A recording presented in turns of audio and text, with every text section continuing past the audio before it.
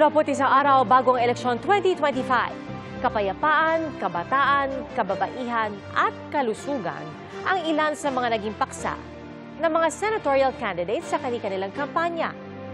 Saksi si Chino Gaston. Gustong repasuhin ni Congressman Erwin Tulfo ang Universal Healthcare Law. Mas malakas na proteksyon para sa kababaihan ang iginiit ni Congresswoman Arlene Brosas. Pinahalagahan ni Senator Pia Cayetano ang malusog at aktibong pamumuhay.